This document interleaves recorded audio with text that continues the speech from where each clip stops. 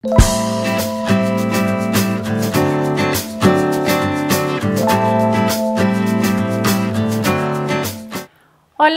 y bienvenidas a todas. Hasta este momento ya hemos visto 3 de los temas que se han dado en las sesiones del seguimiento de Poderosas. Hemos visto el observador, diseño de conversaciones y la escucha. Y a través de estos temas hemos ido despertando un poquito de conciencia acerca de lo que pasa con nosotras en estas cosas que son tan cotidianas. Hoy no es excepción y nos vamos a enfocar en algo en lo que menos mal se ha ido despertando un poquito de conciencia acerca del efecto que tiene en nosotros y además en nuestros cuerpos. Les estoy hablando de las emociones. Hoy vamos a hablar acerca de qué son las emociones y cuáles son los efectos que puede tener en nosotros, en nuestras conversaciones, en nuestro entorno y en general en cómo vemos las cosas. Entonces, vamos un poquito a lo básico. ¿Qué es una emoción? Una emoción son reacciones psicofisiológicas, ¿sí? Ven, esa palabra está un poquito tramposa, ¿cierto? Dividámosla un poquito. Quiere decir que una emoción es el conjunto de algo que pasa a nivel psicológico y fisiológico. Cuando entendemos las emociones así, empezamos a entender qué es lo que pasa cuando hay algo en nuestro entorno que nos despierta inmediatamente una reacción a nivel corporal. Las emociones es la forma en la que el entorno tiene de transmitir información directo a nuestro cuerpo. Usualmente no estamos acostumbrados a entender las emociones así, sino que le tenemos un montón de etiquetas que hoy nos vamos a permitir dejarlas a un lado. Una emoción, cuando la entendemos como esta reacción fisiológica, nos permite separar un poquito la carga psicológica que le ponemos. ¿A qué me refiero con esto? Cuando estamos sintiendo una emoción, es importante recordar que es algo que viene de nuestro cuerpo. Y con esta señal que viene de nuestro cuerpo, estamos teniendo información acerca de lo que pasa en nuestro entorno. Las emociones son esos elementos que han estado en los seres vivos desde siempre. Son una parte evolutiva, si lo queremos ver así. Y por ende, es parte de ese diseño perfecto del ser humano. En este momento yo los invito a que cuando veamos emociones, quitemos la etiqueta de emociones buenas y malas. Tendemos a pensar que la alegría es una de las mejores emociones y por eso es que siempre tendríamos que estar alegres, pero realmente no es así. Desde la psicología clínica, si yo me topo con un paciente que está 100% feliz todo el tiempo, que tiene toda la energía del mundo, que nunca se cansa y que siempre quiere más, ese es un diagnóstico de un episodio mánico, ¿sí? Entonces no pensemos en esta categorización de emociones buenas o malas. Permitámonos, por lo menos en este tiempo, conocer acerca de las emociones que tenemos y los usos y beneficios que nos traen todas. Entonces, estas emociones son esos impulsos fisiológicos que nos transmiten información. Cuando nosotros lo vemos así, los invito a que lo piensen y a que tomen ahorita un momento para identificar en qué parte de su cuerpo sienten qué emociones, ¿sí? Imagínense una silueta en blanco y piensen, usualmente, cuando estoy enojada, ¿qué siento y dónde lo siento? Cuando estoy triste, ¿qué siento y dónde lo siento? Cuando estoy alegre, ¿qué siento y dónde lo siento? ¿Qué pasa con mi cuerpo cuando tengo miedo? Con estas preguntas, las invito entonces a que entendamos que hay una diferencia entre emoción y sentimiento. ¿Cómo así? Bueno, lo vamos a diferenciar en 2 cosas básicas, en la intensidad y en la duración.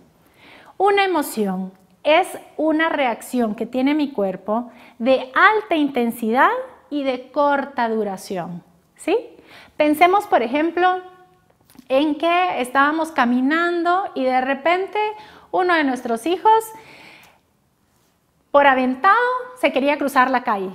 En ese ratito se pueden identificar ustedes con la alta intensidad de lo que estamos sintiendo, y en el momento en el que sabemos que está seguro, es como que si tuviéramos un bajón, ¿sí? Y de corta duración.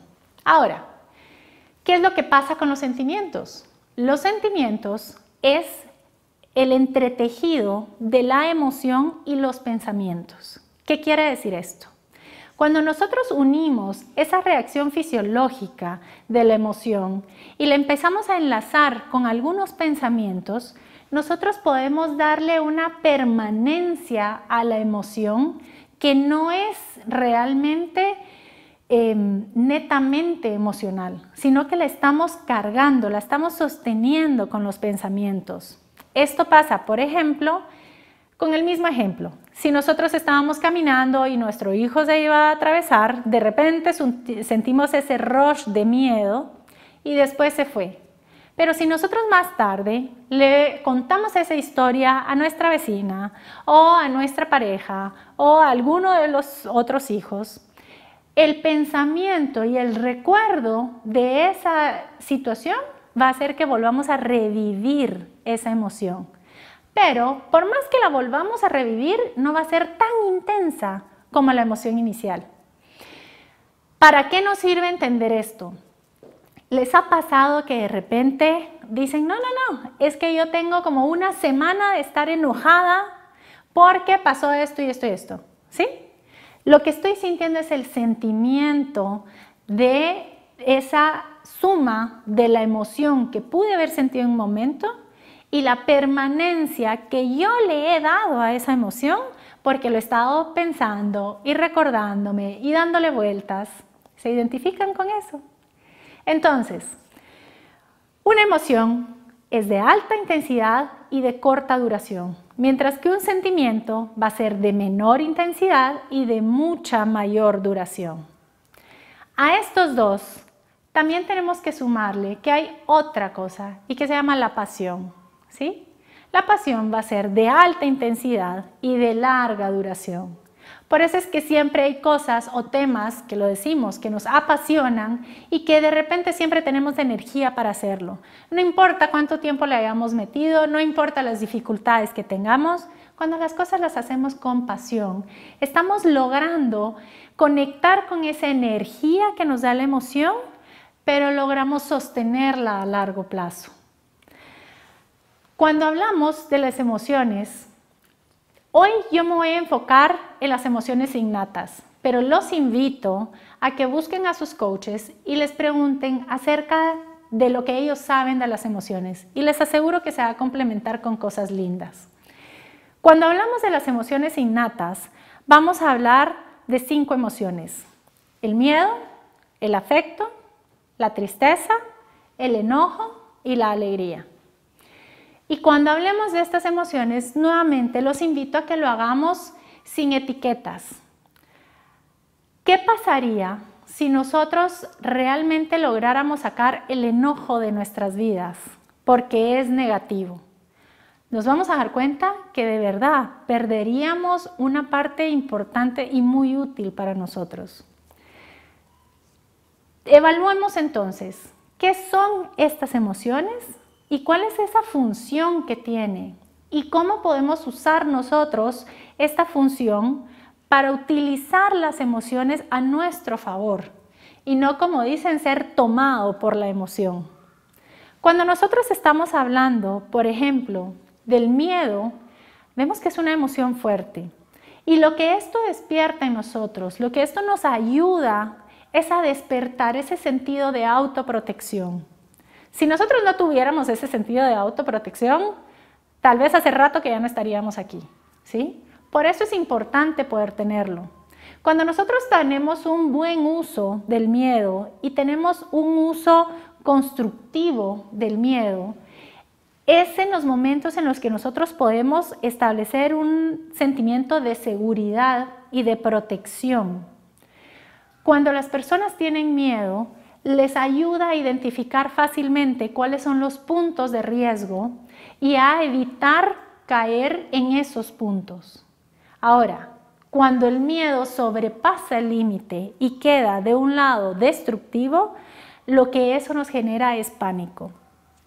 Las personas que han sufrido de ataques de pánico sabrán que es una de las experiencias más difíciles de manejar, desde lo corporal y desde lo mental. Entonces, ¿cómo logramos nosotros mantenernos en este rango constructivo de las emociones? Es siendo conscientes que las estamos sintiendo y no tratar de negarlas ni de evitarlas. Si yo estoy teniendo miedo, en lugar de tratar de hacerlo a un lado, vale la pena que me pregunte, ¿qué está pasando? ¿Qué es lo que yo estoy experimentando en mi entorno que siento la necesidad de protegerme? Esto es una de las cosas que nos va a ayudar a complementar nuestro observador. Poder entender que lo que está pasando con nosotros emocionalmente es el resultado de algo en el entorno, nos va a permitir ampliar nuestro punto de vista e identificar qué es lo que lo está generando. Cuando hablamos de afecto, también lo podemos ver, que una de las funciones esenciales que tiene es la capacidad de vincularnos. El sentir afecto, el sentir digamos que esas emociones de acercamiento, de querer estar con una persona, de querer buscar a una persona, nos permite establecer esos vínculos.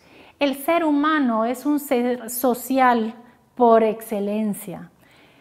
Difícilmente vamos a poder tener una vida satisfactoria si no tenemos el área social en un nivel óptimo. Esto nos ayuda entonces a tener un afecto hacia nosotros mismos. Cuando nosotros tenemos un nivel de afecto a nosotros mismos saludable, por poner una palabra, tenemos entonces un buen nivel de autoestima.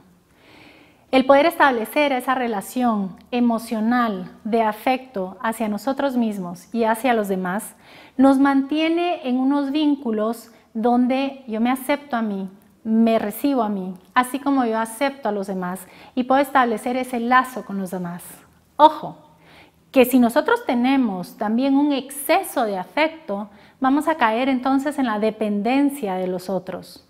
Si yo caigo, por ejemplo, también en un exceso de afecto hacia mí mismo, podemos llegar a tener patologías incluso como un trastorno narcisista de la personalidad. Así que lo vemos nuevamente, ninguna de las emociones es buena en exceso. El punto está en cómo establecemos un uso efectivo de ellas. ¿Qué pasa con la tristeza? Y la tristeza es una de esas emociones que la cultura nos invita mucho a dejarla a un lado, a decir que no es muy bonita y que mejor si la mantenemos escondidita o bien guardadita. ¿Cuál es el uso que nosotros podemos darle a la tristeza? Y el uso es el poder tomarnos un tiempo para nosotros mismos. Una persona que está experimentando tristeza va a tener bajos niveles de energía, va a estar mucho más introspectiva. Y en lugar de negar eso, lo podemos utilizar como una oportunidad para estar conmigo misma, para recluirme un poquito y dedicarme un tiempo para estar conmigo. Cuando nosotros tenemos entonces un buen nivel de tristeza, nos va a permitir tener esos momentos de autoconocimiento, de ir un poco a lo profundo de qué es lo que está pasando conmigo y con mis relaciones. Cuando yo estoy triste es un buen momento para poder analizar nuevamente qué es lo que está pasando, que me está generando esto a mí. Y a partir de eso, ¿cuáles son las cosas que yo podría mejorar, cambiar o incluso disminuir para poder tener mejores relaciones y poder tener una mejor relación con los demás y conmigo? Si esto nosotros dejamos que se vaya también a un exceso y no tratamos de sacarle el provecho a la tristeza, podemos caer en estados depresivos o en una melancolía. ¿Qué pasa con el enojo? Y el enojo es una de esas emociones tal vez que más energía imprime, que más rápido surge y a veces que más efectos tiene en nuestro cuerpo. Y lo digo a veces con precaución, porque realmente todas las emociones que hemos mencionado y que vamos a trabajar tienen un efecto a nivel corporal. Cuando nosotros estamos en un estado de enojo, nos está diciendo que es un momento oportuno para poder poner límites. Límites que puede ser para aclarar cuestiones que sentimos que la otra persona ha transgredido. Y en ese sentido, el enojo nos permite despertar y tomar conciencia que hay algo de lo que nos estamos defendiendo. Ojo, en lugar de actuar a partir del enojo y atacar en defensa, que eso sería un poquito como cuando el enojo me ha tomado a mí y me lleva por donde el enojo quiere, puedo permitirme analizar qué es lo que está pasando, qué límite fue el que no puse y qué límite es el que ahora tengo la oportunidad de establecer claramente. Cuando nosotros estamos en un uso constructivo del enojo, lo que estamos experimentando entonces es un nivel de seguridad y confianza que nos permite establecer los límites con firmeza, que sean claros y que sean respetados. Si nosotros dejamos que este enojo se alimente y empiece a acrecentar sin control, vamos a llegar a niveles de ira. O si nosotros dejamos que el enojo permanezca con nosotros por más tiempo del necesario, vamos a empezar a desarrollar estados de rencor. La última emoción es la alegría. Diríamos dejar lo más brillante para lo último. ¿Cuál es la importancia de sentir alegría en nuestras vidas? Y lo más efectivo de la alegría es que nos llena de energía. ¿Lo han sentido? Cuando uno está contento por algo, cuando está feliz por algo, lo que siente es que el día le puede alcanzar y sobrar para hacer las cosas que quiere, porque tiene una energía para moverse y una vitalidad para animarse a hacer las cosas, que es una de esas cosas que nos enlaza realmente a la vida. Cuando nosotros tenemos un manejo constructivo de la alegría, lo que tenemos es un optimismo que nos ayuda a superar las cosas que pueden ser dificultades o que pueden ser obstáculos que tengamos en la vida. Ojo, que no podemos tampoco esperar que la alegría reine completamente en nuestras vidas. ¿Qué pasaría de nosotros si nos mantuviéramos en un eterno nivel de energía y de optimismo? De seguro que tampoco estaríamos aquí. Habríamos buscado meternos en la cantidad de problemas posibles porque nunca nos preocupamos de prestarle atención a aquellos posibles riesgos. ¿Se recuerdan quién nos recordaba de los riesgos? El miedo. Así que, de repente, es esta combinación y un uso de las emociones el que a la hora de la hora nos permita tener esa funcionalidad y sacarle el mejor provecho a todas las cosas que tenemos. Cuando hablamos de emociones y hablamos de sentimientos, es imposible no hablar de inteligencia emocional.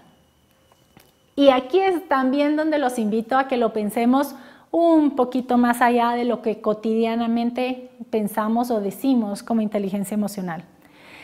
Ustedes habrán escuchado cuando hablan de inteligencia emocional que dicen es siempre ver el lado positivo de las cosas. Es que cuando algo malo pasa uno pueda hacer que no le importa mucho y no ponerse triste y estar feliz. ¿Sí? Si tienen esa definición, por favor saquémosla a un lado porque no es. La inteligencia emocional, escuchen, es la capacidad de recibir la información de nuestro entorno, de las personas con las que estamos o de nosotros mismos que tienen una fuente emocional y con esa información tomar las decisiones que sean correctas o más acertadas para alcanzar el objetivo que queremos. Por ejemplo, hay una frase que me gusta mucho y que dice, cualquiera puede ponerse furioso, eso es fácil. Pero estar furioso con la persona correcta, en la intensidad correcta, en el momento correcto, por el motivo correcto y de la forma correcta, eso no es tan fácil.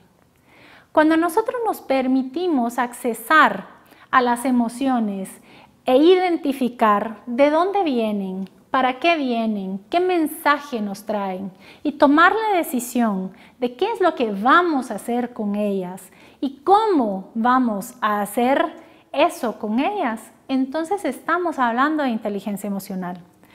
Poder identificar el momento correcto, por ejemplo, en una conversación, e identificar la emocionalidad en la otra persona y en la mía, me van a ayudar a que yo tenga realmente un mejor camino para tener esa discusión o esa conversación.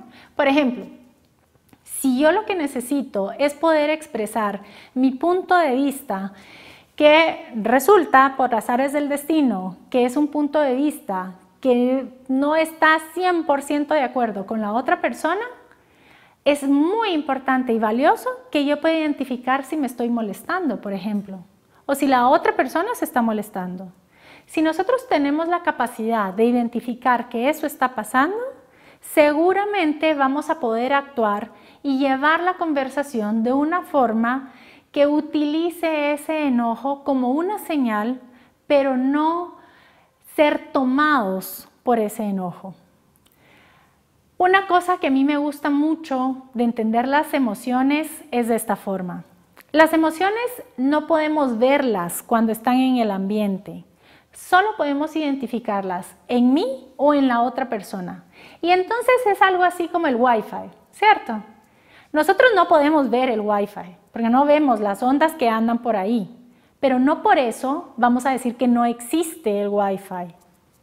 De la misma forma, porque nosotros no podamos concretamente agarrar las emociones, no podemos decir que no existen las emociones o que no importan las emociones. ¿Cómo es que yo veo si hay Wi-Fi o no? Resulta que si yo tengo mi teléfono y miro que la señal está un poquito baja o veo que las cosas no están corriendo bien, ¿qué es lo que hago? Me pregunto, ¿qué está pasando con el Wi-Fi? Y voy y busco entonces de dónde es que sale el Wi-Fi de mi casa, por ejemplo, y chequeo si todo está bien. Ese ejercicio, así de fácil y de sencillo, nos va a permitir hacer un uso efectivo también de las emociones en nuestras relaciones. Si yo estoy teniendo una conversación y de repente me doy cuenta que no está funcionando muy bien la cosa, que no me estoy sintiendo tan bien, me puedo preguntar, ¿qué está pasando con las emociones? Y puedo preguntarle al emisor de eso, que es con la persona con la que estoy hablando, y puedo chequearle y decirle, ¿está todo bien? Estoy sintiendo algo. ¿Qué está pasando? ¿Sí? Esa pregunta sencilla, esos 10 segundos que nos tomemos para tomar conciencia, nos van a ayudar muchísimo a llevar una conversación a otro nivel. Entonces, técnicas para la inteligencia emocional. El primero, si sabemos que las emociones son cuestiones del cuerpo, el primer paso, créanlo o no, es respirar. ¿Por qué? Respirar nos va a permitir no solo pasar el tiempo de la alta intensidad de la emoción, sino que nos va a ayudar a oxigenar el cerebro y el resto del cuerpo para que mi cuerpo tenga un tiempo de acomodarse y dejar pasar la ola de efectos fisiológicos que tiene una emoción. El segundo es identificar, es hacer ese chequeo de decir qué está pasando conmigo y qué estoy sintiendo.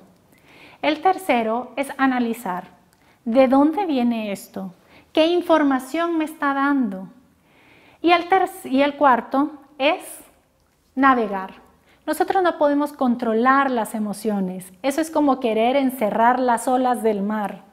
Pero si somos sabios en esto, vamos a aprender a hacer un buen uso de las emociones. Algo así como hacen los que hacen surf en las olas. No pueden detener las olas, pero sí las pueden utilizar para poder pasar un muy buen rato. Nos quedamos y en el siguiente video vamos a hablar acerca de las creencias. ¿Cómo se relacionan entonces nuestras emociones y las creencias?